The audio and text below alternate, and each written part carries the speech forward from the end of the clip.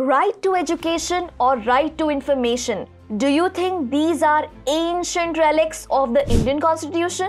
No, absolutely not. These pillars were actually brought to life by a man whose silence was often the butt of jokes. We are talking about Dr. Manmohan Singh, a leader with a quiet determination who transformed India's economy. He was the governor of RBI in 1982, finance minister in 1991, and later became the 13th Prime Minister of India.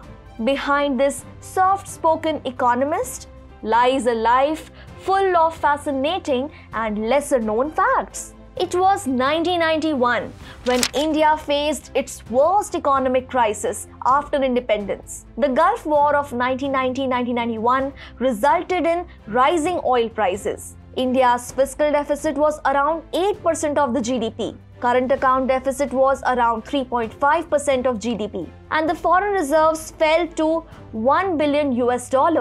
That time, IMF agreed to provide financial assistance to India on certain conditions. The IMF encouraged India to integrate into the global economy by opening up to foreign investment and trade. In response to this crisis, Dr. Manmohan Singh, along with a team of economic advisors, introduced a series of economic reforms based on the principles of liberalization, privatization, and globalization. Due to this, the economic growth rate increased from 3% in the pre-liberalization period to almost 9% in the post-liberalization period. Teaming up with the Finance Minister Chidambaram, Dr. Manmohan Singh pushed India's economy even faster. The economic growth rate in 2007 reached 9%, and India became the second fastest growing economy in the whole world. He introduced the National Rural Employment Guarantee Act, which brought employment and hope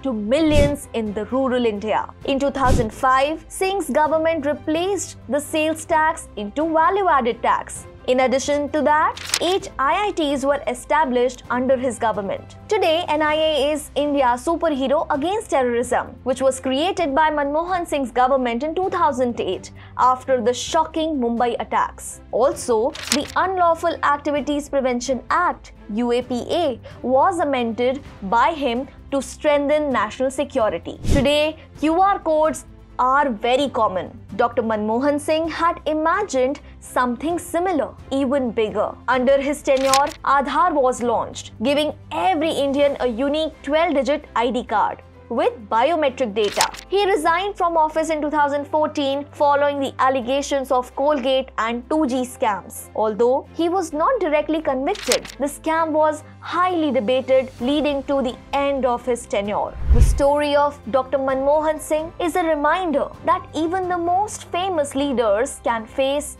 challenges. His legacy continues to be debated, a mix of economic triumph and political shadow.